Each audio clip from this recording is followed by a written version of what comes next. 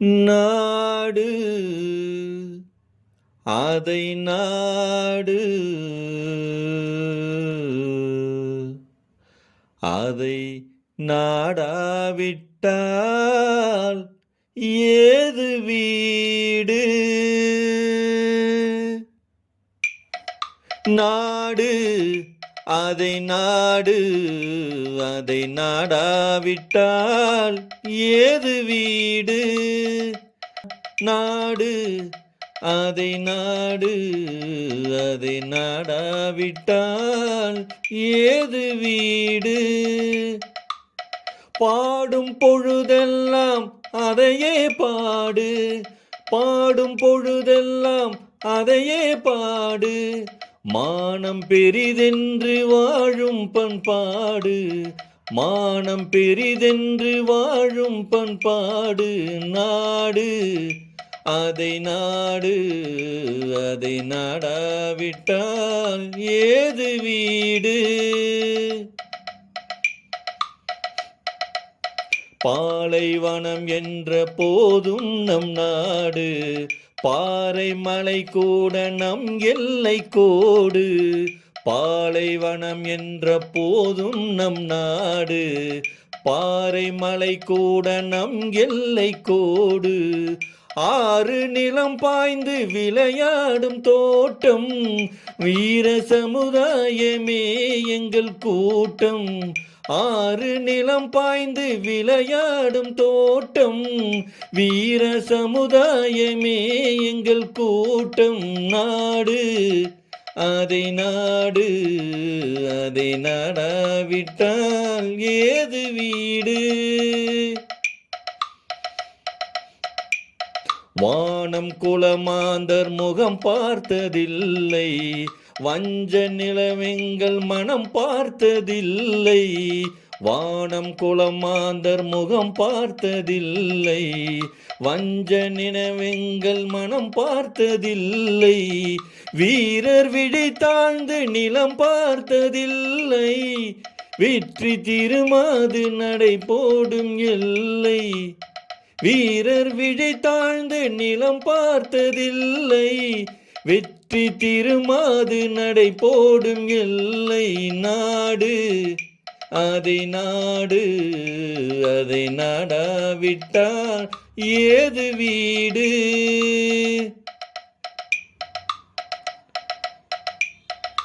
பசி என்று வருவோர்க்கு விருந்தாக மாறும் பகைவர் முகம் பார்த்து புலியாக சீரும் நிலத்தில் உயிர் வைத்து உரிமை கொண்டாடும் எதிர்த்து வருவோரை உரமாக போடும் நாடு அதை நாடு அதை நாடாவிட்டால் ஏது வீடு பாடும் பொழுதெல்லாம் அதையே பாடு மானம் பெரிதென்று வாழும் பண்பாடு நாடு அதை நாடு அதை நாடாவிட்டால்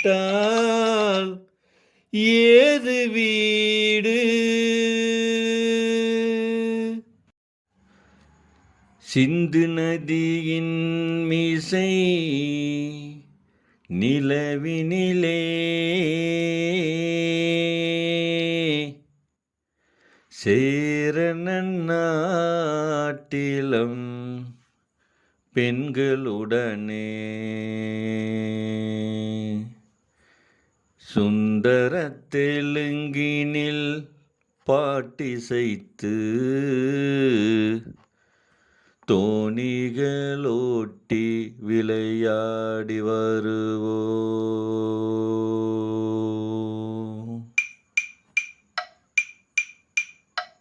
சிந்து நதியின் மீசை நிலவினிலே சேரணன் நாட்டிலம் பெண்களுடனே சுந்தர தெலுங்கினில் பாட்டிசைத்து தோணிகளோட்டி விளையாடி வருவோ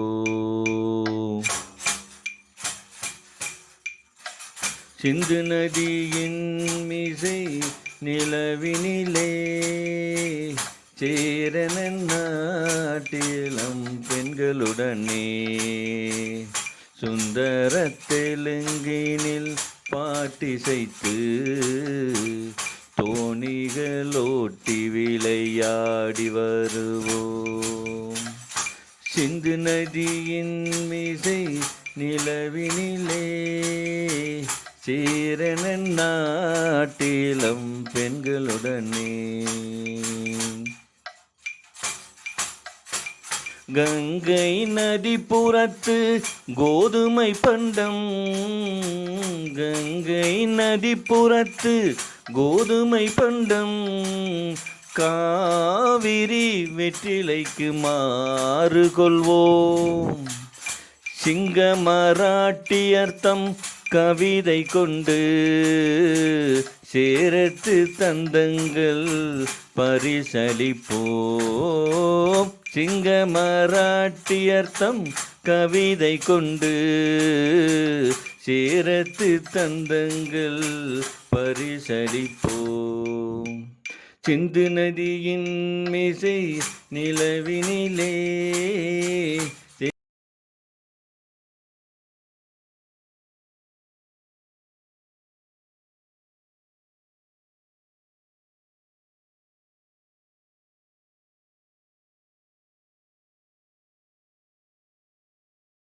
சென்னை ருக்குமணி லட்சுமிபதி, திண்டுக்கல் கிருஷ்ணம்மாள், நமது திருப்பூர் மாவட்டத்தைச் சேர்ந்த வீரபாண்டி ஆத்தா எனப்படும் சுந்தராம்பாள், மதுரையைச் சேர்ந்த சொர்ணதம்பாள், பத்மாசனி, ஈரோடு மணியம்மையார் என சொல்லிக்கிட்டே போகலாம். திருவள்ளுவர் கருத்துப்படி ஒரு நாடு நல்ல நாடாக இருக்கணும்னா அந்த நாடு எந்த நாட்டின் சார்ந்திராமல் தன்னிறைவு பெற்றிருக்க வேண்டும். நாட்டில் கல்வி நிறைந்து அறிவாளிகள் சான்றோர்கள் இருக்க வேண்டும். நாட்டில் செல்வம் வளம் நிறைந்து இருக்க வேண்டும். அடுத்தது நாம் பாதுகாப்பாக இருக்க வேண்டும். மக்கள் மகிழ்ச்சியாக வாழ வேண்டும் என திருவள்ளுவர் சொல்லிட்டு இருக்கார். நாடு என தலைப்பில் 10 குறப்பாக எழுதியிருக்கார். அது ஒரே ஒரு குறப்பாக மட்டும் சொல்கிறேன். உருவசியும் ஓவாப்பினையும் செருபாகியும் சேராது இயல்பது நாடு. இங்கு வந்துள்ள அனைவருக்கும் மீண்டும் ஒரு முறை வணக்கம் சொல்லிக்கிறேன். கவிஞர்களுக்கு சிறப்பு செய்ய வேண்டும் என்று 4-5 மாதங்களுக்கு முன்னாடி முடிவு செய்யப்பட்டது. போன முறை சொன்னோம், ஆனால் கவிஞர்கள் யாரையுமே காணும். நேற்று வேறு வாட்ஸ்அப்பில் எல்லாத்துக்கும் சீக்கிரமாக வந்துருங்கன்னு மெசேஜ் போட்டிருந்தேன். அதனால தான் இன்னும் சீக்கிரமாக யாரும் வரல. மெசேஜ் போடாமல் வந்திருப்பாங்க போல் தெரியுது. உலகெல்லாம் உணர்ந்து ஓதற்கு அறியவன் நிலவுலாவிய நீர்மலி வேணியன் அழகில் சோதியன் நம்பலத்து ஆடுவான் மலர்ச்சிலம்படி வாழ்த்தி வணங்குவான். இன்றைய நமது தமிழ் இலக்கிய பண்ணையின் சார்பாக கவிஞர்களை பாராட்டுகின்றோம். அருமையான ஒரு தலைப்பை அவர்களுக்கு கொடுத்திருக்கிறார்கள். சும்மாவோ வந்தது சுதந்திரம். சுதந்திரம் என்னவோ சும்மா தான் வந்தது. அதை நாம் யாரும் காசு கொடுத்து வாங்கலை. அந்த சமயத்தில் வெள்ளைக்கார உலகத்தில் எல்லா நாட்டையும் விட்டு வெளியே போயிட்டான். ஒரே நேரத்தில் கிட்டத்தட்ட ஒரு 3 ஆண்டுகளில் அவனுடைய காலனி ஆதிக்கத்தில் இருந்த எல்லா நாடுகளையும் விட்டு வெளியே போயிட்டான். ஆனாலும் நாம் போராடினோம். நாம் போராடின காரணத்தினால்தான் காந்தியை பற்றி நாம் இன்றைக்கு பேசிக்கிட்டு இருக்கோம். காந்தி தமிழ்நாட்டுக்கு வந்ததான் எனக்கு துண்டோடு வந்தார், அதுக்கு முந்தி கோட் சூட் போட்டிருந்தாருங்கிறதெல்லாம் நம்ம சொல்கிறோம். ஆனால் இன்றைக்கு இருக்கின்ற அரசாங்கம் கோட்ஸை மேலே வச்சு காந்தியை கீழே வச்சுருக்காங்க. அதுக்கு ஒரு கண்டனம் தெரிவிச்சிருந்தாங்க முகநூலில். அரசியலுக்காக நான் சொல்ல வர்றேன் இல்லை, இன்றைய நிலை ஏன்னா தகுதியானவர்களை மதிக்க வேண்டும், அன்பு காட்டணும். ஆனால் அந்த தகுதியானவர்களுக்குள்ள அன்பு, மதிப்பு, மரியாதை எல்லாமே இன்றைக்கு காணாமல் போயிடுச்சு. இப்போ நாம் இருக்கிறோம்னா நம்ம எங்கேயுமே வேறு எந்த நிகழ்ச்சிகளுக்கு போகிறதில்லைங்க. என்ன காரணம்? வயசாகி போச்சு, வண்டி ஓட்ட முடியாது. அதனால் நம்ம எனக்கு பக்கமான ஐயா கிட்ட கூட வந்தோம்னா சொன்னேன், ஐயா கிட்ட கூட அதை சொன்னேன் வந்ததையுமே. என்ன காரணம்னா எல்லா நிகழ்வுகளையும் அரசியல் நடக்குது. நம்ம இந்த அரசியல் இருக்கிற வேறு வேண்டாம். நம்ம அன்பாக இருக்கிறோம், அழகாக பழகிறோம். அப்படி பழக்கம் இருக்கிற இடங்களில் நம்ம வரும்போது எல்லாமே சிறப்பாக நடக்குது. அந்த மொரீஷியஸ் நாட்டுக்கு போனோம்னா அந்த நாட்டில் அதிகமாக தமிழர்கள் தான். ஹிந்திக்காரர் இருக்காங்க, தமிழ்காரர் இருக்காங்க, தெலுங்குக்காரர் இருக்காங்க, நைஜீரியாக்காரர் இருக்காங்க, நீக்ரோஸ் இருக்காங்க. இதுதான் இப்போ அரசாங்கம் மாறி இருக்குங்க. ஒரு என்னுடைய அழைப்பை ஏற்று இந்த மழையையும் பொருட்படுத்தாமல் நீங்கள் எல்லாம் இங்கே வந்திருந்து தமிழ் பெண்ணை சிறப்பித்து கொண்டிருக்கிறீர்கள். உங்களுக்கெல்லாம் என்னுடைய வணக்கங்களும் வாழ்த்துக்களையும் தெரிவித்துக் கொள்கிறேன்.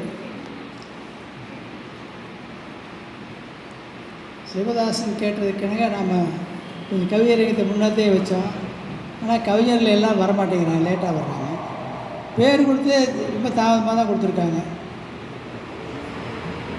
அது மாதிரி இன்றைக்கி வர்றது தாமதமாக தான் வர்றாங்க. அவங்க வந்து கவிதை வாசிக்கிறதை கேட்குறதுக்கு யார் இருப்பான்னு எனக்கு தெரியல.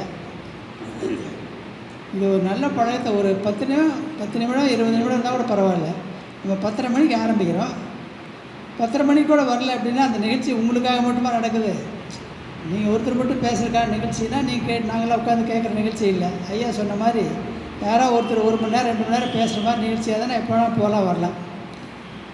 அந்த மாதிரி ஏற்பாடு செஞ்சோம்னா இவங்களும் வரமாட்டாங்க.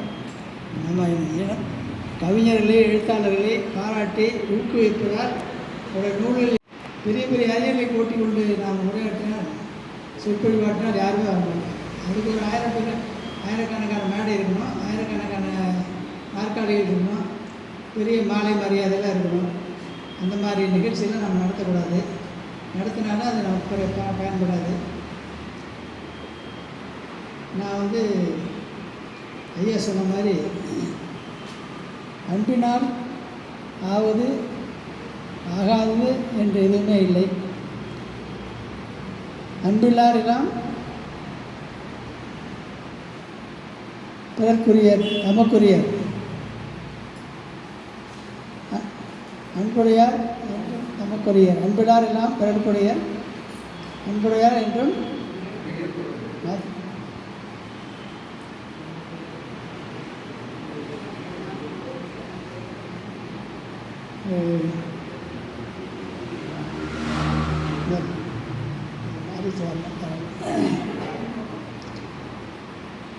சரியாக வரல, நீங்கள் புரிஞ்சிருப்பீங்கன்னு நினைக்கிறேன். இந்த எஸ்விக்கள் நடந்த விடுதலை நாள் விழாவில் ஒரு ஆசிரியர் அருமையாக பேசினார். 144 சட்டத்தை பயப்படாத வணங்காத மக்கள் திருவள்ளுவர் வகுத்த 133க்கு மடங்கினார்கள், அன்புக்கு அடங்கினார்கள் என்று கூறினார். இந்த அன்பு என்பது திருவள்ளுவருக்கு ஒரு அதிகாரமே வச்சிருப்பார். அன்புக்கு எல்லோரும் அடிபணிவார்கள், ஆனால் அதிகாரத்துக்கு அடிபணிய மாட்டார்கள். இதுதான் காந்தியும் செஞ்சார். எல்லோரும் போராடினாங்க, ரத்தம் சிந்தினாங்க, தியாகம் பண்ணாங்க. நம்ம உயிர் தியாகம், பொருள் தியாகம் எல்லாமே செஞ்சாங்க. அதெல்லாம் மறக்கப்பட்டு விட்டது. நாம் பெரிய அதை வந்து பொருட்படுத்தவில்லை. ஆனால் காந்தி வந்து அன்பினால் போராடி நமக்கு இறுதியாக போராடி அவர் நமக்கு விடுதலை பெற்றுக் கொடுத்தார். இந்த அன்புக்கு மயங்காதவர்கள் யாருமே இல்லை. இதெல்லாம் நம்ம கார்த்திகேயன் சொன்ன மாதிரி நிறைய விடுதலை வீரர்கள் தியாகிகள் நாடு முழுக்க இருக்காங்க.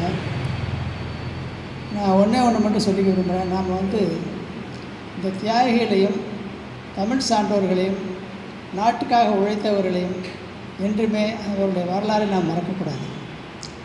இன்று நாம் எல்லா அறிவுரைகளையும் கூறுகிறோம். மதிப்பெண் பெற வேண்டும் என்று சொல்லுகிறோம், உயர்ந்த படிப்புக்கு செல்ல வேண்டும் என்று கூறுகிறோம், நிறைய சம்பாதிக்க வேண்டும் என்று நம்முடைய குழந்தைகளுக்கு கூறுகிறோம்.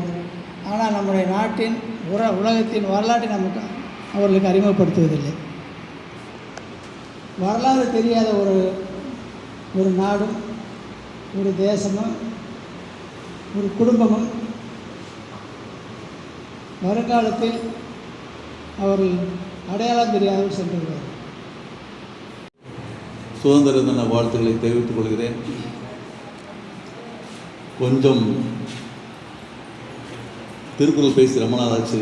அதனால் திருக்குறளில் சில விஷயங்கள்லாம் கண்டிப்பாக திருக்குறள் பாடல் சொன்னால் புரியாது.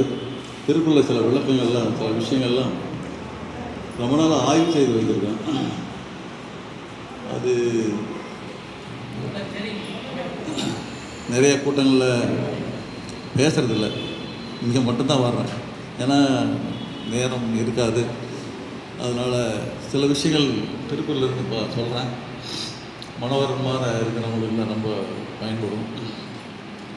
திருக்குறளில் வந்து முதல்ல 4 அதிகாரம்: கடவுள் வாழ்த்து, வான் சிறப்பு, நீத்தார் பெருமை, அரண், வலியுறுத்தல். இந்த 4 தான் நான் கூற வந்திருக்கேங்கிறதுக்கு திருக்குறளில் முன்னுரைப்பாங்க.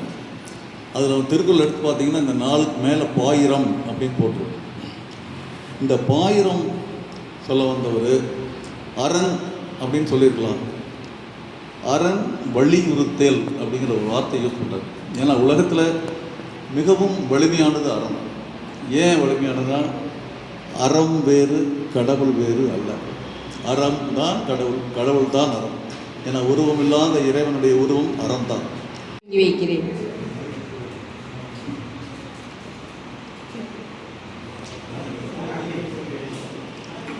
வணக்கம். அன்பெனும் பிடியுள் அகப்படும் மலையே என்ற வள்ளலார் வாக்கிற்கிணங்கவும் இன்று திருக்குறளை அன்பு மரணம் உடைத்தாயின் இல்வாழ்க்கையில் பண்பும் பயனும் அது என்று அண்ணா அஜந்தா நாராயணசாமி அவர்கள் இங்கிலீஷில் சொல்கிறேன்னா திருக்குறள் அம்பாசிடர் என தூதர்னு சொன்னாங்க. இவருக்கு அம்பாசிடர் ஒரு இது பண்ணிடலாம்.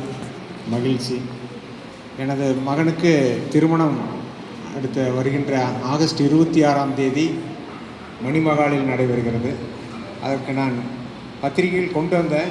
அது சில குறிப்பிட்ட வேற ஒரு இயக்கத்துக்கு போயிட்டு வந்தனால அங்கே சில ஆயிடுச்சுங்க. ஒரு கம்மியாக தான் இருக்குது, இருக்கிறவங்க வரைக்கும் கொடுக்குறேன். மற்றதெல்லாம் நம்ம வாட்ஸ்அப்பில் வரும், நீங்கள் எதுவும் நினச்சிக்க வேண்டாம். நாமெல்லாம் தமிழ் இலக்கிய பண்ணிங்க, நம்மளாம் ஒரே வீடு ஒரே குடும்பமாக இங்கே இருந்துகிட்ருக்குறோம். அதில் சிவதாஸ் ஐயனைலாம் நான் ஃபேஸ்புக் அதிகமாக பார்க்குறதில்ல. சமீபத்தில் இவர் பார்க்கும்போது அவ்வளவு எழுதி குவிச்சு கொண்டிருக்கிறார். இந்த மாதிரி சாதனையான ஆட்கள்லாம் நம்மகிட்ட இருக்கிறாங்க. நீங்கள்லாம் எதையும் மனசில் வச்சுக்காமல் இங்கே இருக்கிறவங்க மட்டுமல்ல, உங்கள் சுற்றம் சூழ அனைவரும் வந்து மணமக்களை ஆசீர்வதிக்கணும். அந்த விழாவிற்கு நீங்கள்லாம் வந்தால் எங்களுக்கு பெருமை என்று கூறி நிறைவு செய்கிறேன். நன்றி, வணக்கம்.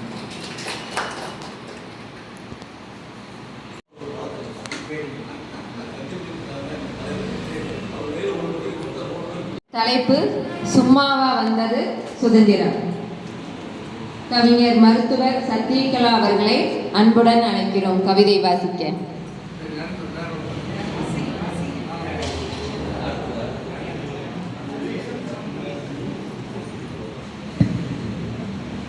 சும்மாவா வந்தது சுதந்திரம். கவிதை வாசிக்க கவிஞர் தா. மகேஸ்வரி அவர்களை அழைக்கின்றேன்.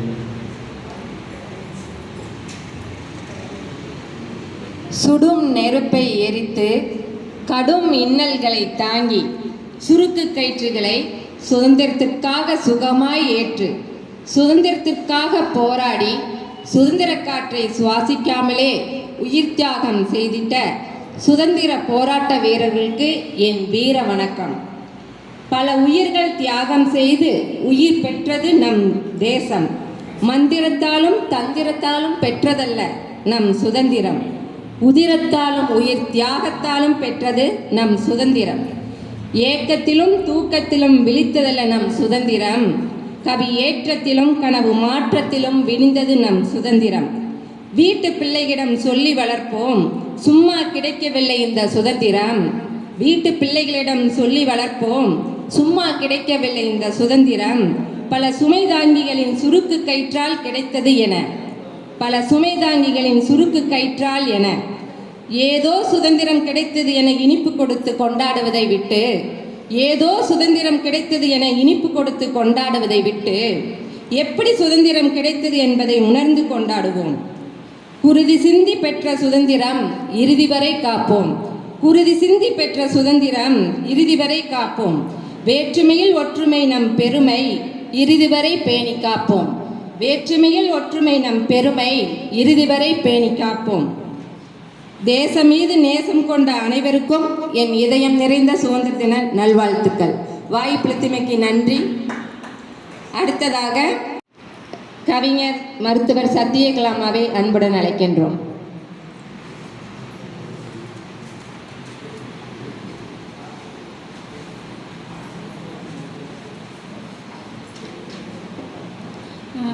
அனைவருக்கும் இனிய காலை வணக்கம்.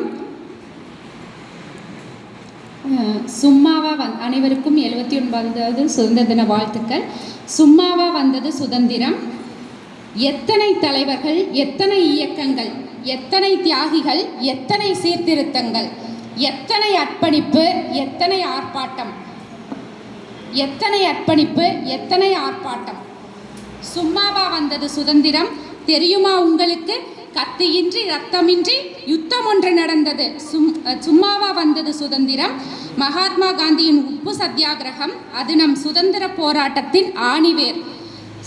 மகாத்மா காந்தியின் உப்பு சத்தியாகிரகம், அது நம் சுதந்திர போராட்டத்தின் ஆணிவேர். சபர்மதி ஆசிரமத்திலிருந்து அறவழி பயணம் 240 மைல்கள் 23 நாட்கள் தொடர் நடைப்பயணம். சும்மாவா வந்தது சுதந்திரம்? தெரியுமா உங்களுக்கு? நடை நடை, எழுச்சியோடு நடை. 8 லட்சம் மக்கள் திரண்டனர், வெகுண்டு எழுந்தனர். எங்கள் மண்ணில் நாங்கள் உப்பு எடுக்க கூடாதா? திரு ராஜாஜி தலைமையில் தமிழ்நாட்டிலும் வேதாரண்யத்தில் உப்பு சத்தியாகிரகம். சும்மாவா வந்தது சுதந்திரம்? தெரியுமா உங்களுக்கு? ஜாலியன் வாலாபாக் படுகொலை, விசாரணையின்றி அனுமதியின்றி ஆர்ப்பாட்டக்காரர்களை கைது செய்ய ஆங்கிலேயர் கொண்டு வந்தது ரவுலட் சட்டம். சும்மாவா வந்தது சுதந்திரம்? ஜாலியன் வாலாபாக் அமைதியோடு போராடிய அப்பாவி மக்களை நியாயமில்லாமல் அநியாயத்தோடு கண்மண் தெரியாமல் சுட்டு கொன்றனர் பாவிகள். திரும்பவும் அகிம்சை போராட்டம். சும்மாவா வந்தது சுதந்திரம்? மகாத்மா காந்தி நம் தேசத்தந்தை, அகிம்சையே அவருக்கு உயிர். சுபாஷ் சந்திர போஸ் தேசிய இராணுவத்தின் தந்தை. திரு கப்பலோட்டி தமிழன் வ.உ.சி. சிதம்பரனார், எழுச்சி பாடல் தந்த மகா கவி சுப்பிரமணிய பாரதியார், சர்தார் வல்லபாய் பட்டேல் அவர் இரும்பு மனிதர், அன்னி பெசன்ட் அம்மையார், சரோஜினி நாயுடு பெண் காங்கிரஸ் தலைவர்கள் என்று எத்தனையோ பேர் இருக்க சும்மாவா வந்தது சுதந்திரம்? தெரியுமா உங்களுக்கு? இளம் வீரர், புரட்சியாளர், பஞ்சாப் வீரர் பகத்சிங் 63 நாட்கள் சிறையிலேயே உண்ணாவிரத போராட்டம், 24 வயதில் தூக்கு மேடை. நாட்டுக்காக உயிர் துறப்பதில் அவர் பெருமை கொண்ட தருணம். சும்மாவா வந்தது சுதந்திரம்? வெள்ளையனே வெளியேறு இயக்கம், சுதேசி இயக்கம் என்று நான் சொல்லிய இயக்கங்களும் சொல்லிய பெயர்களும் சில. எண்ணிலடங்கா தியாகிகளுக்கும் தியாகங்களுக்கும் என் அன்பு வணக்கங்கள். சும்மாவா வந்தது சுதந்திரம் என்று இன்று நம் பாரதம் என்றும் நம் தாய்நாடு என்றும் பெருமை கொள்ளும் நமக்கு மலர்களாய் அவர்கள் கொடுத்த சுதந்திரத்தை நம் செயல்களால், தாய்நாட்டு பற்றால் மலர் மாலை ஆக்குவோம். அனைவருக்கும் நன்றி.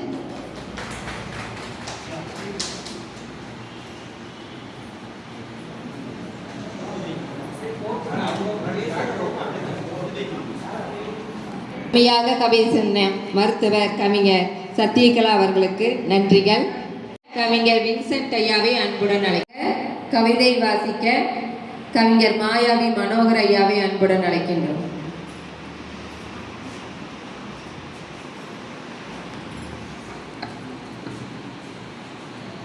இந்த இனிய நிகழ்வில் தலைவர் உள்ளிட்ட அவையார் அனைவருக்கும் எனது திருக்குறள் வணக்கத்தை தெரிவித்துக் கொள்கிறேன்.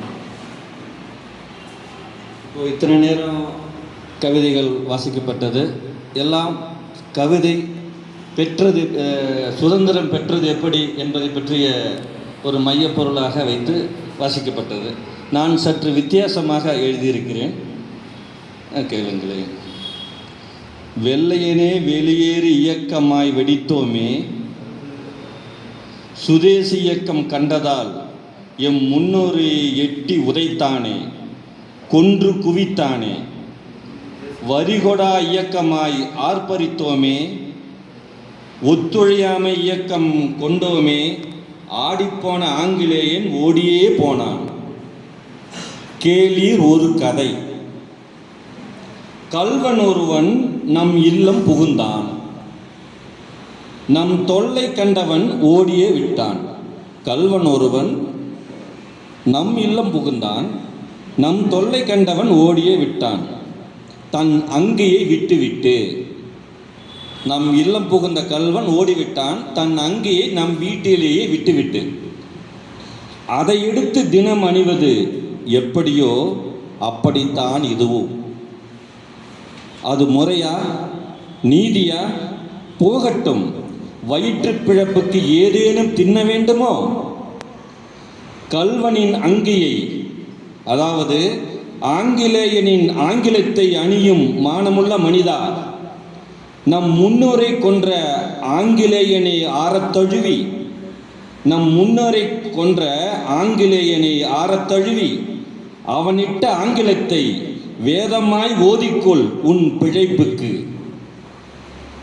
அவனை துரத்திவிட்ட நாள் இன்று, அவனை துரத்திவிட்ட நாள் இன்று. அவன் இல்லா இடத்தை சுதந்திரமாய் கொண்டாடும் தேசம் இது. அவனை ஓட்டிவிட்ட தினம் இன்றாவது சுதந்திரத்தை உன் தாய்மொழியிலே சொல்லேன், சுதந்திரத்தை உன் தாய்மொழியிலே சொல்லேன். ஓடிப்போனவன் மொழியிலே ஹாப்பி இண்டிபெண்டன்ஸ் டே வாழ்த்து, அது முன்னோருக்கு செய்யும் துரோகம். ஹாப்பி இண்டிபெண்டன்ஸ் டே என்று வாழ்த்திடுவது சுதந்திரம் பெற்ற முன்னோருக்கு செய்யும் துரோகம். வருடமெல்லாம் வயிற்று பிழைப்பிற்கு ஆங்கிலம் ஓதும் மனிதா,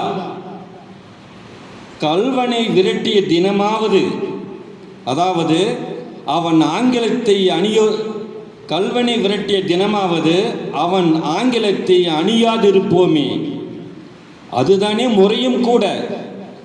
குடும்ப பகையாளியை கொண்டாடுவோரும் உண்டோ? அதுவும் போகட்டும், கொண்டாடிக்கொள் உணர்ச்சி இல்லா மனிதா. இன்று ஒரு நாளேனும் அந்த ஆங்கிலத்தை ஓரெழுத்தும் உச்சரியாது தவிர்ப்போமே. இச்செய்தி அகிலமெல்லாம் உதிர்ப்போமே. அங்கே ஆங்கிலேயன் தலை குனியட்டுமே. வருடம் 80 ஆனாலும் தீய பயத்தலால் நினைவில் வந்தே போவான். வருடம் ஓர் நாள் இந்தியாவில் ஆங்கிலம் உச்சரிக்க மாட்டார் என உலகம் அறியட்டுமே.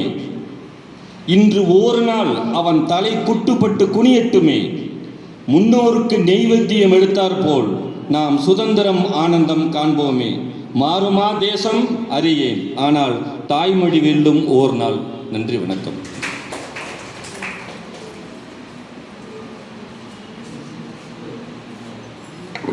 நன்றி ஐயா.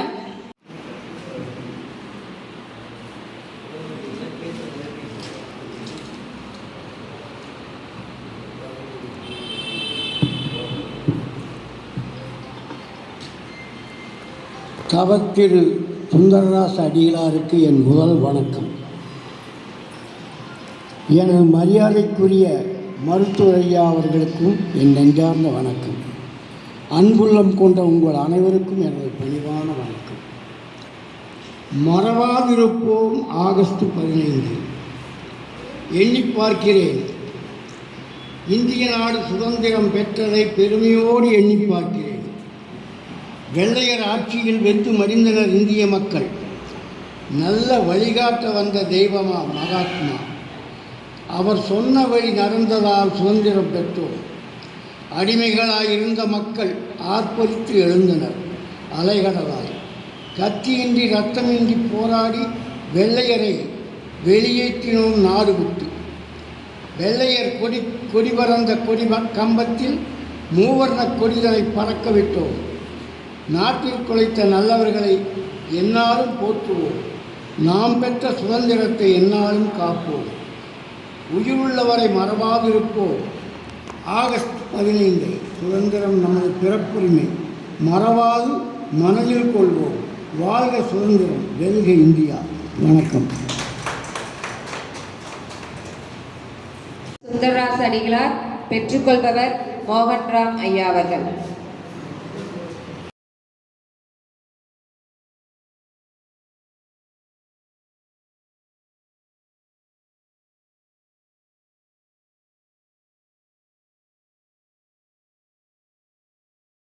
அடிகளார் பெற்றுக்கொள்பவர் மோகன்ராம் ஐயா அவர்கள்.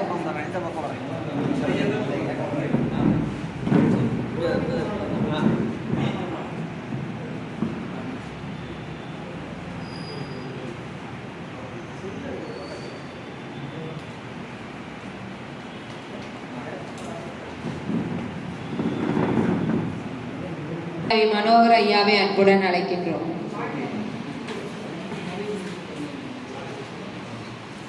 அனைவருக்கும் திருக்குறள் வணக்கம். திருக்குறளுடைய விழிப்புணர்வு சமீப காலங்களிலே அதிகரித்து வருவது ஒரு ஆரோக்கியமான சூழ்நிலையை காட்டுகிறது. தமிழக அரசு கூட பள்ளி பாட புத்தகங்களில் இருந்து, இலக்கிய அமைப்புகளில் இருந்து மீண்டும் பொதுமக்களிடத்தில் கொண்டு சேர்க்க வேண்டும் என்பதற்காக புதிதாக ஒரு அமைப்பு உருவாக்கி இருக்கிறது. திருக்குறள் திருப்பணி என்று அதற்கு பெயரிட்டிருக்கிறார்கள். திருப்பணி என்றால் ஆலயங்களுக்குத்தான் சொல்வார்கள். அஜந்தா ஐயா சொல்வது போல திருக்குறள் என்பது ஒரு பக்தி நூலாகவே இன்று பாவிக்கப்படுகிறது. அது நாளாக நாளாக இன்னும் மக்களிடத்தில் சென்று மிக வேகமாக வளரும். அந்த திருக்குறளுடைய பொருளை ஒத்த சில பாடல்களை மட்டும் இதில் குறிப்பிட்டிருக்கிறேன். அது 1-2 பாடல்களை மட்டும். ஐயா,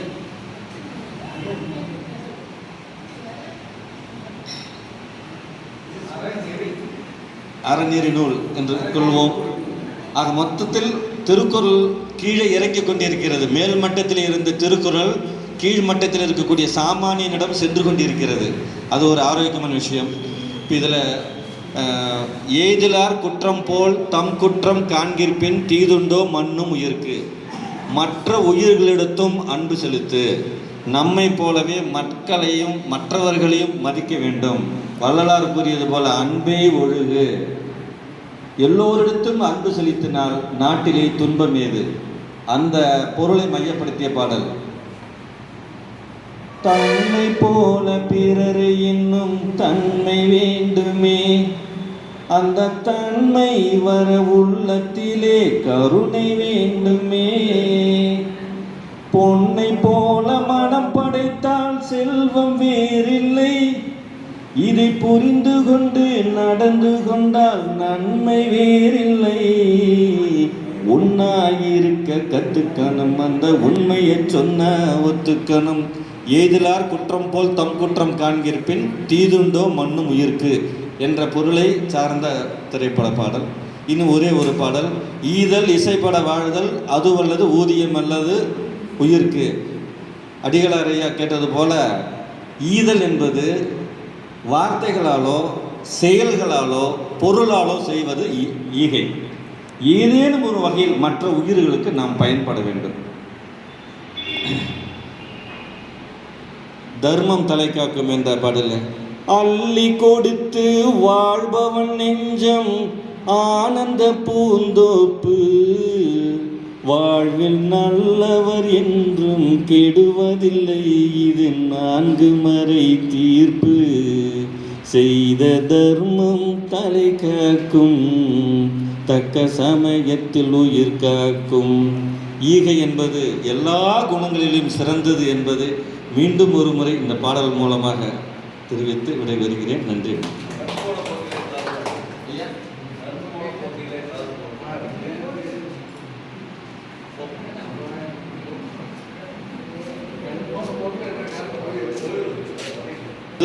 நன்றின் பால் உய்ப்பதறிவு.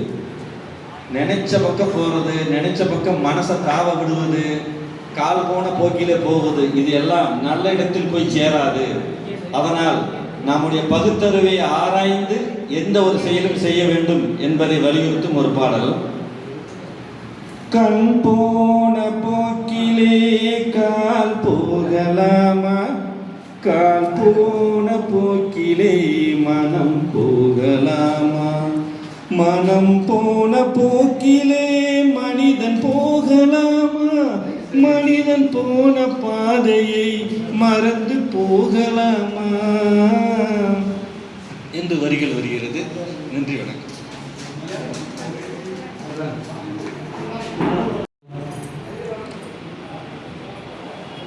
இலக்கிய பண்ணையின் தலைவர் மருத்துவர் ஐயா அவர்களின் இதயத்தில் நிறைவாக நாம் இருக்கிறோம் என்பதை இந்த நேரத்திலே பணிவுடன் தெரிவித்துக் கொள்கிறேன். அது மட்டுமில்லாமல் இங்கே இந்த விழாவை சிறப்பாக நடத்தி கொண்டிருக்கின்ற சான்றோர் பெருமக்கள் அனைவருக்கும்,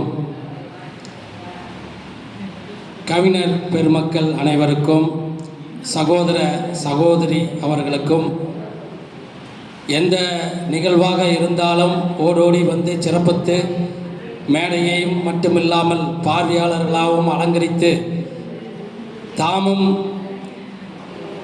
தமிழுக்கு சொந்தக்காரர் என்று நிரூபிக்கின்ற வகையிலே மக்கள் மாமன்றத்தின் அன்பு நெஞ்சங்கள் அனைவருக்கும் ஆலம் பாபா, வின்சென்ட் ஐயா, குமாரசாமி புலவர், அருணாசலம் டாப்லைட்டின் தேனீக்கீழாக சுற்றி சுற்றி தமிழுக்கு ஒரு ஆர்வத்தை கொடுத்து கொண்டிருக்கின்ற இந்துமதி அம்மா அவர்களுக்கும் இந்த புத்தகத்தை மெருகேற்றி கொண்டு தமிழ் மேல் இருக்கின்ற இன்றியமையாத ஆர்வத்தை தொடர்ந்து பல புத்தகங்களாக வெளிக்கொண்டிருக்கின்ற நண்பர் மாயாவி மனோகரன் அவர்களுக்கும், தமிழ் மன்னன் அவர்களுக்கும், ஏனைய சகோதர சகோதரிகள் அவர்களுக்கும் எனது நன்றி கலந்த பணிவான வணக்கத்தை இந்த நேரத்திலே தெரிவித்துக் கொள்கிறேன். நேரம் கடந்து சென்று கொண்டிருக்கின்றபடியால் நான் வந்த உடனே கார்த்திகேயவர் கேட்டேன், எனக்கு எவ்வளவு நிமிஷம், நாம் 1 நிமிஷம் 2 நிமிஷம் தான் பேசுறது, இருந்தாலும் எவ்வளவு நம்ம தலை போட்டு பேசியிருக்கிறேன், என்னென்ன 7 நிமிஷத்துக்குள்ளே பேசிடுங்க அப்படின்னு முடிஞ்ச அளவுக்கு அதை மறுபடியும் சுருக்கி முடிக்கிறதுக்காக நான் பார்க்குறேங்க ஐயா. இரண்டாவதாக ஐயாவுடைய வயசை குறிப்பிட்டு நண்பர் மட்டுமில்லாமல் நமது ஆன்மீக செம்மலாக இருக்கின்ற நாராயணசாமி ஐயா அவர்கள் பேசினார்கள். 100 ஆண்டுகள் என்று கணித்து அவர் மீதி வருடத்தில் 10 வருடம் மட்டுமே கூட்டி சொன்னார். ஆனால் உலகின் மருத்துவ ஆய்வில் நமக்கெல்லாம் 120 ஆண்டுகள் என்று கணித்துள்ளார்கள். அதனாலே இன்னும் 10 ஆண்டுகள் கூட்டி நீங்கள் கணக்கிடுங்கள்.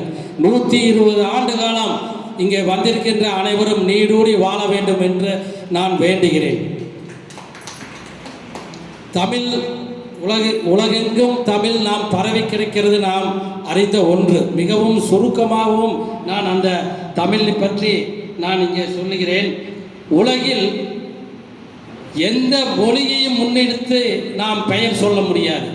அது கன்னடமாகட்டும், ஹிந்தியாகட்டும், வடமொழியாகட்டும், உலகின் பல மொழிகளாகட்டும். ஆனால் தமிழை மட்டுமே முன்னிறுத்தி நாம் அனைவரும் தமிழ் பெயர் வைத்துள்ளோம். நான் சொல்லுகின்ற கருத்து சாதாரண அடிப்படை கருத்து தான். இந்த நேரத்திலே நாம் மீண்டும் ஒரு நினைவுபடுத்துவதற்காக இதை சொல்கிறேன்.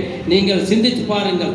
தமிழ் செல்வி, தமிழ் செல்வன், தமிழரசன், தமிழ் கதிர், தமிழ் மணி, தமிழ் மாறன், தமிழ் முடி, தமிழ் வென்றி, தமிழ் வாணன், தமிழ் நிலவன், தமிழ் நெஞ்சன், தமிழ் நயன், தலைமை பித்தன், தமிழ் வண்ணன், தமிழ் புனல், தமிழ் எழில், தமிழ் நம்பி, தமிழ் தேவன் என்று இப்படி பல ஆயிரம் அடுக்கிக் கொண்டே போகலாம். வேற எந்த மொழியிலும் இல்லாத சிறப்பு நம் தமிழ் மொழிக்குத்தான் உண்டு. அதை மிகவும் சுருக்கி திருவள்ளுவர் சொன்ன போலே சொன்னால், உலகில் முதலில் தோன்றியது தமிழ் மொழி, அது இப்பொழுது முதலிடத்தில் தோன்றுகிறது என்று ஒரே வரியில் நாம் சொல்லிக்கொள்ளலாம். அதாவது பார்த்தீங்கன்னா, உலகிலேயே அதிக எண்ணிக்கையில் அதிக அளவில் இருக்கிறதுன்னு பார்த்தீங்கன்னா, மொத்தமாக நாம் அறியப்பட்ட மொழிகள் உலகத்திலேயே 6809 மொழிகள். அதிலே உலக அரங்கில் முக்கியமாக பயன்பாட்டில் அதிகம் இருப்பது 6 மொழிதான். அதில் நமது தமிழ் மொழியும் ஒன்று என்பதை நாம் பெருமைப்பட்டுக் கொள்ள வேண்டும். உலகிலே 2 மொழிகள் பயன்பாட்டுக்கு இருந்தாலும், ஆங்கிலம் பொதுவாக இருந்தாலும், தமிழ் மொழி எல்லா வகை மக்களாலும் ஏற்றுக்கொள்ளப்பட்டு வருகிறது என்பதையும் நம்மளுக்கு தமிழ் கிடைத்த சிறப்பாக நாம் உணர வேண்டும். இந்த செய்தியை கூறும்போது தமிழை பற்றி நாம் ஒரு எளிய முறையில் சொன்னால் அதனுடைய அற்புதங்கள் எக்கச்சக்கமாக லட்சக்கணக்கில் இருக்கிறது. அம்மா அப்பா என்று சொன்னாலே ஆ என்பது உயிரெழுத்து, இப் என்பது மெய்யெழுத்து, பா என்பது உயிர்மெய் எழுத்து. அதே மாதிரி அம்மானாலே ஆங்கிறது உயிர் எழுத்து, இம்முங்கிறது மெய்யெழுத்து, மாங்கிறது உயிர்மெய் எழுத்து. அதுக்கு என்ன அர்த்தம்னு பார்த்தீங்கன்னா, சாதாரணமாக நாம் அம்மா அப்பான்னு கூப்பிடுறதே, அப்பா என்பதை உயிர் கொடுத்து, அம்மா என்பவள் மெய் எனப்படும் கண், காது, மூக்கு, உடம்பு, கை, கால் கொடுத்து அது வந்து நமக்கு வந்து அம்மா அப்பா மூலமாக நம்ம தமிழ் வருகிறது என்பதை சுட்டிக்காட்டும் விதமாக உயிர்மை எழுத்தாக நம்ம குழந்தையாக நாம் பிறக்கின்றோம் இந்த மண்ணில். அப்படிப்பட்ட ஒரு அற்புதமான ஒரு சிறப்புமிக்க நம்ம தமிழ் மொழியை நாம் போற்றி வணங்க வேண்டும். தமிழ் மொழி உலகத்திலே பல நாடுகளும் பின்பற்றப்பட்டு வருகின்றன. எங்கு போனாலும் தமிழர் என்பதற்கு ஒரு சிறப்பு நமக்கு உண்டு, அதில் மாற்று கருத்து கிடையாது. எவ்வளவோ மைனஸுகள் நம்ம இருந்தாலும் இப்பொழுது உலக அரங்கிலே பார்த்தீங்கன்னா நம்ம தமிழ் மொழியில் ஒரு சின்ன உதாரணம், ஒரு திட்டுனா கூட அதை வந்து நாம் எப்படி கோவிச்சுக்கிறோம். ஒரு சொல் கொல்லும், ஒரு சொல் வெல்லும் என்று நாம் சொல்கிறோம். அதை பார்த்து கவனமாக நம்ம பேசணும். உண்மைதான். ஆனால் ஒரு சில நேரத்தில் வந்து ஒரு தவறான சொல்லு வந்து நம்மளை தட்டி எழுப்புற மாதிரி ஒரு நல்ல சம்பவங்கள் கொடுத்துக்கிறது என்பதற்கு ஒரு சின்ன உதாரணத்தை சொல்லி உரையை முடிக்க ஆசைப்படுகிறேன். சமீபத்தில் ஞான சம்பந்தன் அவர்களை நம்ம கல்லூரியில் சந்திக்கிற வாய்ப்பு கிடைச்சது. இப்போ பார்த்தீங்கன்னா அவர் டெய்லி ஒரு வீடியோ விடுறாரு. ஒரு சமயம் ஒரு சுவாரஸ்யமான செய்தி, ஒரு வரி செய்தி தான். அவர் பட்டிமன்றத்துக்கு பல ஆண்டுகளுக்கு முன்னால் டெல்லி போகிறார். இவருக்கு வந்து ஹிந்தி தெரியாது. அவர் டெல்லியில் போய் இறங்குறாரு. ஒரு உதவியாளர் கூட போய் இறங்குறாரு, நடந்து போயிட்டு இருக்கிறார். இவருக்கு என்னடா நம்ம பட்டிமன்றம் நம்ம நடத்துகிறோம், நமக்கு ஹிந்தி தெரியாது. டெல்லியில் இருக்கிறவங்கெல்லாம் ஹிந்தியில் ஏதாவது இருப்பாங்க, பேசுவாங்க, நம்ம எப்படி பதில் சொல்கிறோன்ட்டு அந்த சிந்தனையிலேயே நடந்து போயிட்டுருக்கிறாரு. போயிட்டுருக்கிற போது என்னடா ஒருத்தருமே காணன்ட்டு நடந்து போயிட்டுருக்காரு. யாராவது கிடைச்சா நம்ம எந்த இடத்துக்கு எப்படி போகிறது? நான் சொல்கிறது 15-20 ஆண்டுகளுக்கு முன்னால். அப்புறம் போயிட்டுருக்கிற போது ஒரு தவறான வார்த்தை, இவர் கால் ஏதோ இவருடைய உதவியாளர் ஒருத்தர் மேலே கால் வச்சிடுறாரு நடந்து போகையில். நான் வந்து எப்போவுமே ஒரு கொச்சையான சொல்ல நான் முன்மொழிகிறதே இல்லை, இருந்தாலும் அதை அடக்கி அமைதியாக வாசிக்கிறேன். எருமை என்று ஒருத்தர் வீல்னு கத்துறாரு. அந்த கால் மேலே பட்டால் நாம் ஒரு திட்டுற மாதிரி பேசுகிறோம் இல்லைங்களா, அந்த மாதிரி திட்டிடுறாரு எருமைன்னு. இவருக்கு கோபம் இல்லை, ஒரு தமிழன் கிடச்சிட்டா அப்படின்னு, நீங்கள் தமிழரா அப்படின்ட்டு அவர் வந்து வினாறாரு. அப்புறம் ஆமாங்க நாங்கள் இப்படி வந்திருக்கிறோம், ஐயோ சரிங்க நான் அவசரத்தில் திட்டிட்டுங்க தெரியலிங்க அப்படின்ட்டு அவரை அழைச்சிட்டு போய் அவர் போய் சேரக்கூடிய இடத்த, நிகழ்ச்சி நடத்தக்கூடிய இடத்தையெல்லாம் காமிச்சு வரவேற்பு கொடுத்து கடைசியில் சென்டப் பண்ணுற வரைக்கும் கூடையே இருந்தார் என்பது ஒரு வரலாற்று மறக்க முடியாத சான்றாக ஞானசம்பந்தன் அவர்கள் ஒரு மேடை பேச்சிலே தெரிவிக்கிறார்.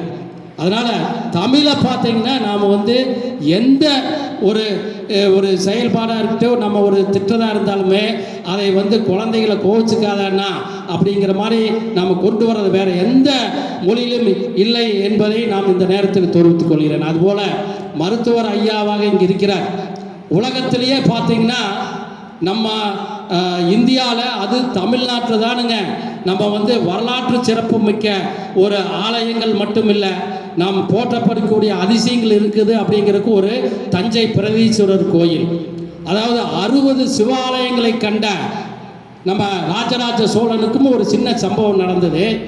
அப்போ நம்ம மருத்துவர் ஐயா இப்போ இந்த நேரத்தில் சொல்கிறது காரணம் என்னன்னா, அப்போ வந்து நாம் ஒரு தமிழில் வந்து ஒரு இயற்கையான மருத்துவத்துக்கு ஒரு மாபெரும் சக்தியாக இருந்தது உலகத்துக்கே நம்ம இந்தியா தான் அப்படிங்கிறதும் நாம் அந்த காலத்திலேயே நிரூபிச்சிருக்கிறோம். அப்புறம் பார்த்தீங்கன்னா அங்கே ஒரு சித்தர் இருப்பார், அது வந்து தேரையின் சித்தர்னு ஒருத்தர் அங்கே இருக்கார். அவருடைய வரலாறு உண்டு, நாம் சொல்கிறது எல்லாமே உண்மை சம்பவங்கள். அந்த ராஜராஜ சோழனுக்கு ஒரு தடவை வந்து என்னதுன்னா, அந்த ஆற்றுல குளிக்கிற போது வந்துங்க குட்டி தவளை காதுக்குள்ளே போயிடுது. அந்த தவளை காதுக்குள்ளே குஞ்சு அது போயிடுதோடனே என்னென்னா அவரால் முடியல, இதுக்கு என்ன வைத்தியம் இருக்குதுன்னு சொன்னால் ஒரு சித்தர் இருக்கிறவரை கூட்டிகிட்டு வராங்க. என்னென்னமோ பார்த்து ஏதோ இது மண்டைக்குள்ளேயே போயிருக்குதே, அதனால் வந்து இது ரொம்ப ஆபத்தான ஒரு விஷயங்கள் அப்படின்னு உணரப்பட்டு அப்புறம் அவர் போய் ஒருத்தர் சித்தர் இருக்கிறாருன்ட்டு கூட்டிகிட்டு வராங்க. ராஜராஜ சோழன் வரலாற்றில் இந்த கதை இருக்குது. அப்புறம் பார்த்தீங்கன்னா ஒரு தவக்கலை ஒரு குஞ்சு காதுக்குள்ளே போனதுக்கு அது எப்படி எடுக்கிறது, அந்த சித்தர் வந்து கை வைத்தியம் பண்ணுறார். அப்போவே பாருங்கள், எந்த உபகரணமும் இல்லை. மருத்துவத்தில் அந்த மாதிரி ஒரு சக்தி வாய்ந்த நம்மளுடைய சக்தி படைத்த மனிதர்களெல்லாம் தோன்றிய பாரதம் என்பதில் நாம் பெருமை கொள்ள வேண்டும் என்பதற்காக இந்த சான்று சொல்கிறேன். அப்புறம் கை விரலில் அப்படியே காதுக்குள்ளே விட்டு அதை எடுத்தோம்னா மூளையெல்லாம் செதஞ்சு வந்துடுமே, அதை எப்படி எடுக்கிறது அந்த தவளை குஞ்சு அப்படிங்கிறப்போ அந்த நேரத்தில் வந்து அவர் ஐடியா கொடுத்து ஒரு தவளையை கொண்டு வந்து அதை வந்து இளநீ ஒன்று எடுத்துகிட்டு வர்றாரு. அந்த இளநியை கரெக்டான பொசிஷனுக்கு காது கிட்ட வச்சு அதை சீவரப்போ அந்த இளநீர் வந்து உள்ளே போய் அது நீர் மாதிரி இருக்குதுன்னு அதோடைய வாசத்துக்கு அது வெளியில் வருங்கிறத உணர்ந்து அந்த குட்டி தவளை ஆட்டோமேட்டிக்காக காதிலிருந்து வெளியில் வருது. அப்படி ஒரு வைத்தியத்தை நாம் வந்து ஒரு செஞ்சு காப்பாற்றினார் ராஜராஜ சோழனை. அவர் உலகமே போற்றும் வகையில் இந்த நேரத்திலே நாம் பெருமைப்படும் விஷயமாக இந்த நேரத்தில் தெரிவித்து, இங்கே வந்திருக்கின்ற அனைத்து நல்ல உள்ளங்களும் என்றும் நலமுடன் வாழ்க வளமுடன் மெய்யானத்துடன் என்று சொல்லி இந்த நல்ல வாய்ப்புக்கு நன்றி தெரிவித்து விடைபெறுகிறேன். நன்றி, வணக்கம், ஜெயஹிந்த்.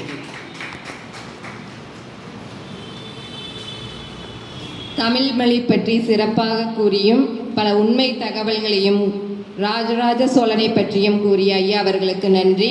தமிழ் மொழிக்கும் தமிழ் வளர்க்கும் இலக்கிய பண்ணைக்கும் கவிதை உயிர்ப்போடு பேசி அமர்ந்திருக்கும் கவிஞர்களுக்கும் நிகழ்ச்சியை தொகுத்து வழங்கி கொண்டிருக்கும் சகோதரி மகேஸ்வரிக்கும் நிகழ்ச்சியை தொடர்ந்து படம் பிடித்து கொண்டிருக்கும் சகோதரி பாத்திமா அவர்களுக்கும் திருக்குறளை பற்றி பேசியும் தமிழ் மொழியை பற்றி பேசியும் அமர்ந்திருக்கக்கூடிய என்னுடைய மூத்த சகோதரர்களுக்கும் என்னுடைய முதற்கண் வணக்கத்தை தெரிவித்துக் கொள்கின்றேன். 79வது சுதந்திர தினம் ஆண்டை நம்ம கொண்டாடிட்டு இருக்கோம். சுதந்திர தினம் ஒரு நாள் மட்டும் இல்லை, எல்லா நாளுமே தான். வாங்கியது தான் அந்த 79 ஆகஸ்ட் 15 அப்படிங்கிறது. ஆனால் அந்த ஆண்டு முழுவதும் அதை நம்ம உயிர்ப்போடு கொண்டாடணுங்கிறது தான் நம்ம எல்லாருடைய ஆசையும்.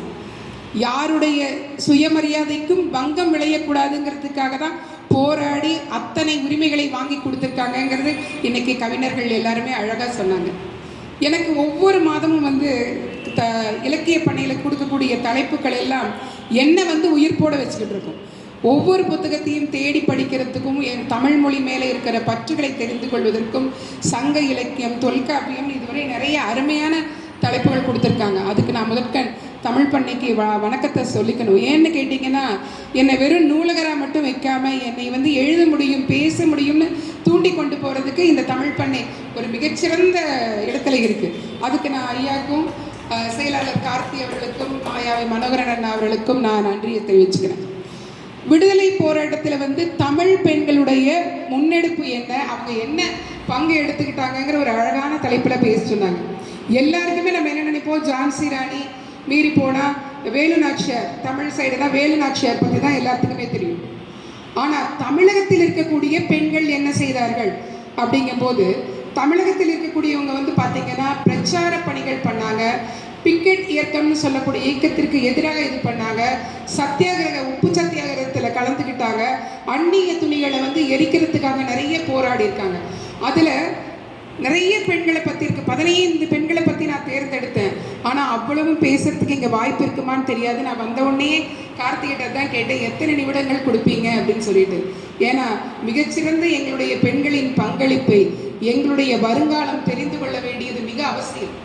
வரலாறு மிக அவசியம். இன்னைக்கு எல்லா பள்ளிக்கூடத்துலையும் வரலாறை தூக்கிட்டாங்க. புவியியல் வரலாறு நாங்கள் படித்தோம். இன்னைக்கு சோஷியல் சயின்ஸ் மட்டும்தான் இருக்குது, சமூக அறிவியல் மட்டும்தான் இருக்குது. அது எதுக்கும் பயன்படாது. வரலாறு, ஐயா சொன்ன மாதிரி வரலாறை தெரிந்து கொள்ள வேண்டும், தமிழ் மொழியை தெரிந்து கொள்ள வேண்டும், தமிழ் உச்சரிப்புகளை அறிந்து கொள்ள வேண்டும்னா இந்த மாதிரி வரலாறுகளை எல்லாம் நம்ம திருப்பி பார்க்கணும். நம்மளுடைய எத்தனையோ இந்த போராட்டங்களுக்கு மத்தியில் தன்னுடைய வீட்டையும் தன்னுடைய குடும்பத்தையும் விட்டுட்டு நம்ம நாடு சுதந்திரம் அடையணும், அதுக்காக தமிழ்நாட்டிலிருந்து என்னுடைய பங்களிப்பை நான் கொடுப்பேன்ட்டு எத்தனையோ தமிழ் பெண்கள் வந்து தன்னுடைய தினத்தோறும் நடக்கக்கூடிய அத்தனை தியாகங்களையும் தியாகம் செஞ்சுக்கிட்டு போய் சுதந்திரத்துக்காக போராடியிருக்காங்க. அதில் முக்கியமாகவே முருகம்மாள் அவங்க வந்து பார்த்திங்கன்னா வெளிநாட்டு துணிகளை வாங்கக்கூடாது அப்படிங்கிறதுல உறுதியாக இருந்தாங்க. பி சிவகாமி ஆட்சி உப்பு சட்ட மீறல் இயக்கத்துக்காக அவங்க போராடினாங்க. அக்கம்மாள் மகளிர் பிக்கெட்டு ஒழிப்பு இயக்கத்தில் இருந்து அந்த ஒழிப்பு இருக்க அந்த பிக்கெட்டுக்கு எதிராக போராடினாங்க. அம்முக்குட்டி அம்மாள் மகளிர் சுதந்திர இந்தியாவை உருவாக்குனாங்க. ஜானகி ஆட்சிங்கிறவங்க அவங்களும் போராடினாங்க. இதில் நம்மளுக்கு வேலு நாச்சியார் பற்றி எல்லாருக்குமே தெரிஞ்சிருக்கும். வேலு நாச்சியார் ராமநாதபுரம் மாவட்டத்தில் வந்து சிவகங்கை இதில் சேதுபதி அவர்களுக்கு பிறந்தாங்க. சின்ன வயசுலேயே கல்வி, வீரம், மொழிகள் பார்த்திங்கன்னா தமிழ், தெலுங்கு, கன்னடம், மலையாளம், பிரெஞ்சு, ஆங்கிலம்னு எல்லா மொழிகளையும் கற்றுக்கிட்டாங்க. வாழ்வீச்சு, யானை ஏற்றம், குதிரை ஏற்றம்னு அந்த ஒரு நாட்டில் ஒரு இளவரசிக்கு என்னெல்லாம் தேவையோ அத்தனை கற்றுக்கிட்டு தன்னுடைய சுதந்திரத்துக்காக, தன்னுடைய நாட்டினுடைய சுதந்திரத்துக்காக, தன்னுடைய பெண்களுடைய சுதந்திரத்துக்காக என்ன பண்ணுறாங்கன்னா, மருது சகோதரர்களுடைய ஆலோசனையின்படி என்ன பண்ணுறாங்கன்னா 3 படைகளை பிரித்து அதில் பெண்களை எல்லாம் இணைச்சி கொண்டு வந்து அவங்க நிறைய போராட்டங்கள் பண்ணுறாங்க. கல்யாணம் பண்ணிக்கிறாங்க, முத்துவடுகநாதரை கல்யாணம் பண்ணிக்கிட்ட பிறகும், குழந்தை பிறந்த பிறகும் அந்த குழந்தையை எடுத்துக்கிட்டே சிறைச்சாலைக்கு அவங்க போயிருக்காங்க.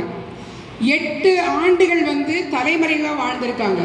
அப்படியெல்லாம் போராடி இந்த சுதந்திரத்தை அவங்க வாங்குறாங்க.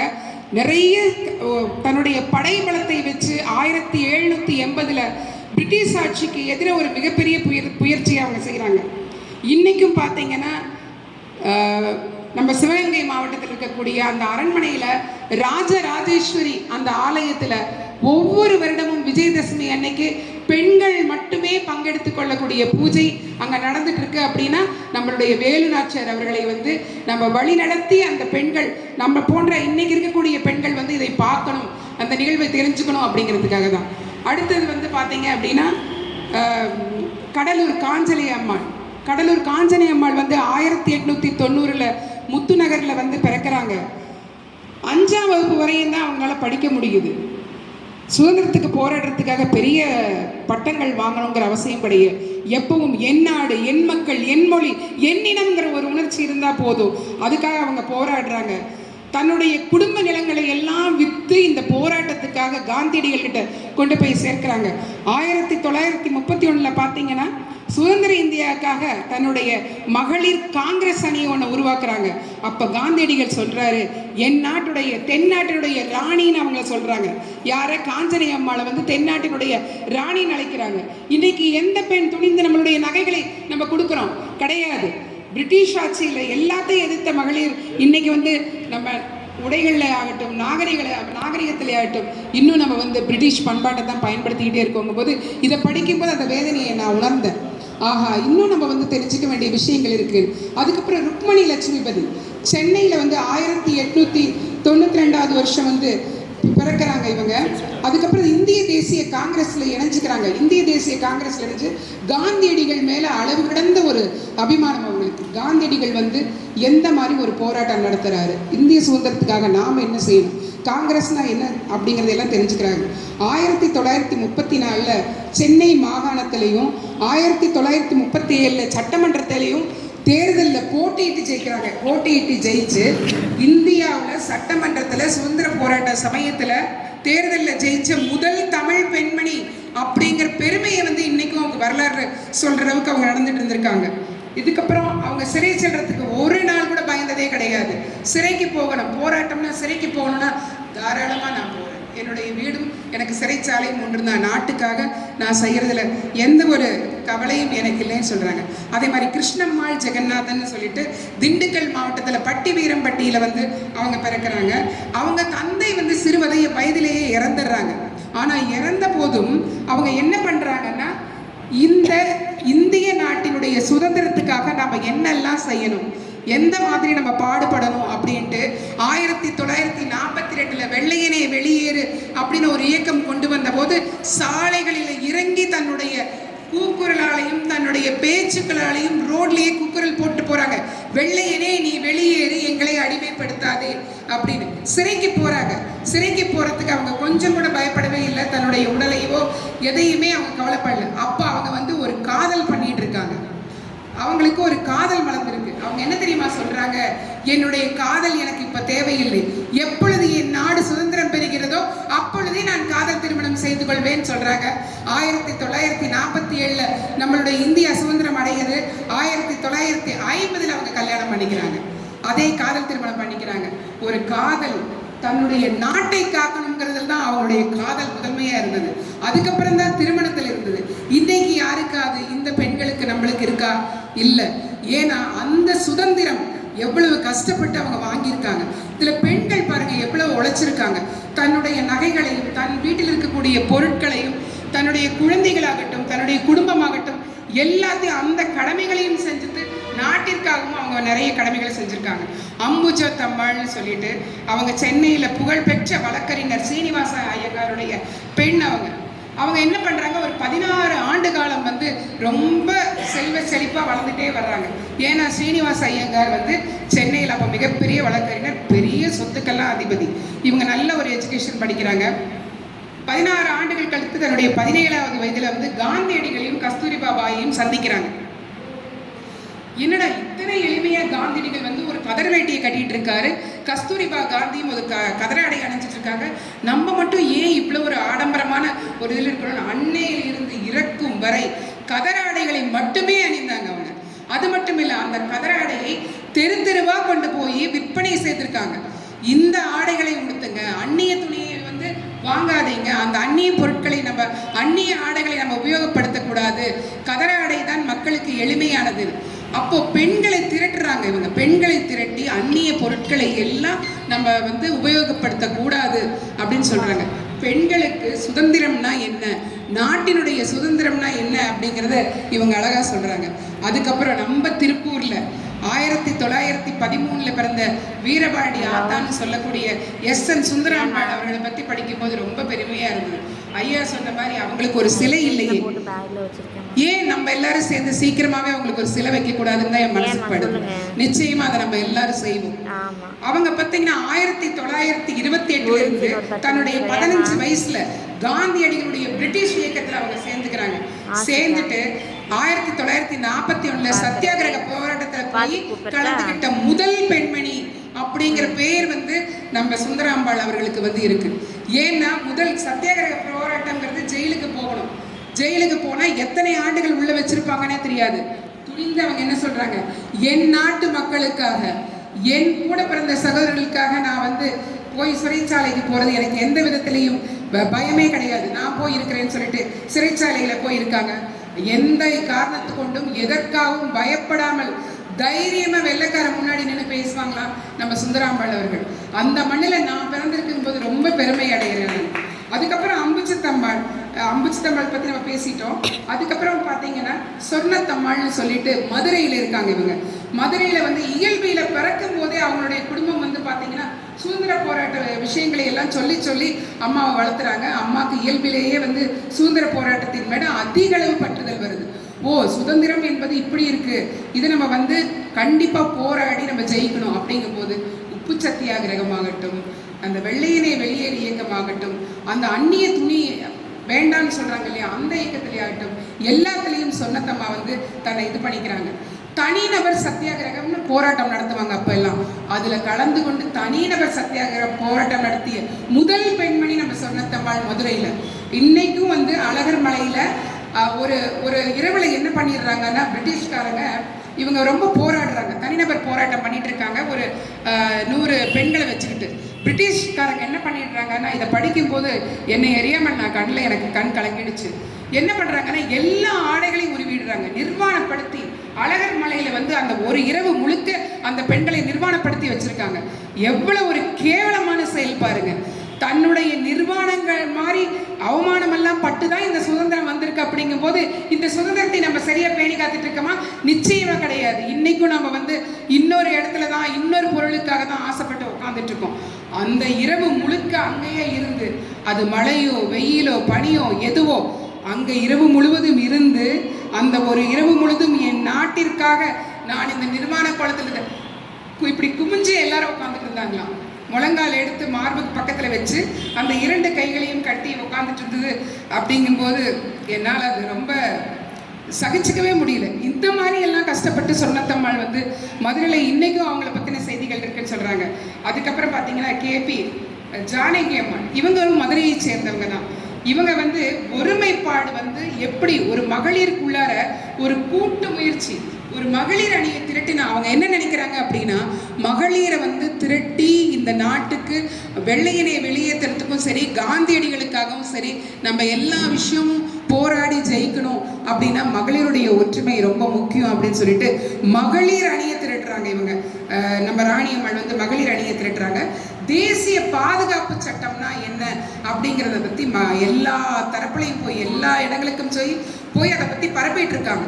இப்படியெல்லாம் பாதுகாப்பு சட்டங்கள் இருக்குது, நம்மளை நாட்டில் வந்து இப்படி அடிமைப்படுத்துகிறாங்க, நம்ம ஏன் வந்து இந்த மாதிரி அடிமையாக கிடந்துட்டு இருக்கணும், ஏன் எங்களை எல்லாம் நீ வந்து நாங்கள் அடிமைப்பட்டு கிடக்கிறதுனால தானே நீ எங்களை வந்து இப்படி எங்கள் நாட்டில் நீ ஆண்டுட்டு இருக்கிற அப்படின்னு பிரிட்டிஷை எதிர்த்து அவ்வளோ ஆவேசமாக அவங்க பேசுகிறாங்க.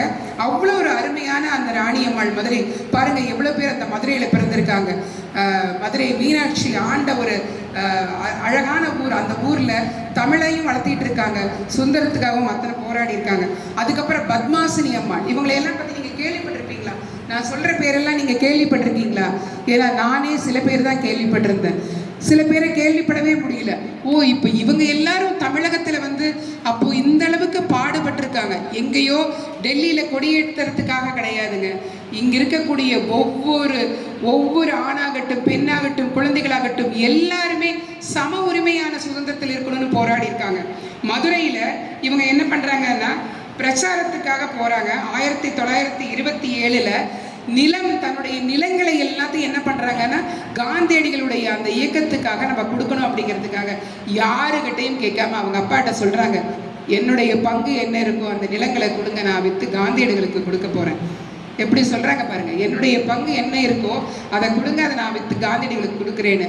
தன்னுடைய நிலம், தன்னை சார்ந்து தனக்கு தோழிகளாக இருந்தவர்களுடைய நிலம் எல்லாத்தையும் விற்று கொண்டு போய் காந்தியடிகளுடைய அந்த இயக்கத்துக்கு கொடுத்து என்ன பண்ணுறாங்க, நான் எனது நாட்டிற்காக போராட தயாராக இருக்கிறேன்னு சொல்கிறாங்க. நம்ம சுந்தராம்பாள் அவங்க என்ன பண்ணுறாங்க தெரியுமா? இதே மாதிரி தான் ஐயா உங்களுக்கு காலையிலேயே சொன்னார். காந்தியடிகள் வந்து கேட்குறாரு, நிதி கொடுன்னு கேட்கும்போது தன் கழுத்தில் போட்டிருந்த நகை எல்லாத்தையும் கழட்டி கொடுத்தாங்களாம். அதே மாதிரி வேலுநாச்சியாருடைய படையில் குயிலின்னு ஒருத்தர் இருந்தாங்க. அவங்க வந்து பார்த்தீங்கன்னா வேலுநாச்சியாருக்கு எந்த அளவுக்கு தைரியம் இருந்ததோ அந்த அளவுக்கு குயிலிக்கு தைரியம் இருந்தது. வீர மரணம் அடைஞ்சிருக்காங்க. ஒரு படை தளபதி குயிலி. அது நம்மளுக்கு பெருமையாக இருக்குது. பெண்கள் நினைத்தால் எதுவுமே சாதிக்க முடியும், பெண்களால் நிச்சயமாக எல்லாமே முடியும். ஆனால் இந்த சுதந்திர போராட்டத்தில் கலந்து கொண்ட தமிழ் பெண்கள் வரலாறு அதிகமாக இருக்குது. எனக்கு தெரிஞ்சு நான் ஒரு 16 பெண்களுடைய இதை வந்து இந்த ஒரு வாரமாக படித்தேன் நான். ஆனால் இன்னும் மறைக்கப்பட்ட பெண்களுடைய வாழ்க்கை வரலாறுலாம் நிறைய இருக்குது. இன்னைக்கு நான் ஒரே ஒரு விஷயம் மட்டும் சொல்கிறேன். இந்த தலைப்பு எனக்கு கொடுத்ததுக்காக நான் நன்றி தெரிவிச்சுக்கிறேன் ஐயாக்கு.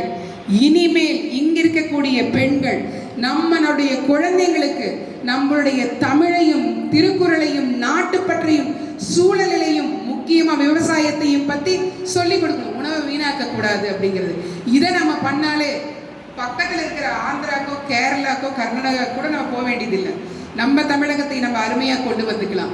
அதுக்கப்புறம் ஏங்க பிரிதொரு நாட்டில் நம்ம போய் வேலை செய்ய போகிறோம்? நம்ம வந்து ஐடி கம்பெனியில் வேலை செய்கிறோம் அப்படிங்கிறதெல்லாம் நம்மளுடைய விஞ்ஞான வளர்ச்சி, அது தேவைதான். இன்னைக்கு ஒரு விஞ்ஞானம் வளருது அப்படின்னா அந்த நாட்டினுடைய பொருளாதார வளர்ச்சி முன்னேறுது. ஆனால் பேணி காத்த சுதந்திரத்தை ஒரு பக்கம் விஞ்ஞானங்கிற பேரில் அனாவசியமாக காற்றுல பறக்க விட்டுட்டு இருக்கோமோன்னு என் மனசு நினைக்குது. இந்த வாய்ப்பு கொடுத்து இந்த தலைப்பும் கொடுத்து எனக்கு குறுகிய காலத்தில் எனக்கு தெரிஞ்ச சுதந்திரத்தில் ஈடுபட்ட மாபெரும் தமிழக பெண் போராளிகளை பற்றி பேசுறதுக்கு வாய்ப்பு கொடுத்தமைக்கும் அதை பொறுமையாக கேட்டுட்டு இருந்த இத்தனை நல்ல உள்ளங்கள் அனைவருக்கும் என்னுடைய நன்றியையும் மகிழ்ச்சியும் தெரிவித்துக் கொள்கின்றேன். எப்பொழுதுமே நாம் சுதந்திரம் என்பது பிரிதோர் யாரும் நம் விஷயத்தில் தலையிடாமல் நம்ம என்னைக்கு சுதந்திரமாக இயங்கி நல்ல முறையில் இயங்கி செயல்படுறோமோ அதுதான் உண்மையான சுதந்திரம். அந்த உண்மையான சுதந்திரத்தை இனியாவது நம்ம மீட்டெடுப்போம், காப்பாற்றணும்னு கேட்டுக்கிறேன். வந்தே மாதரம்.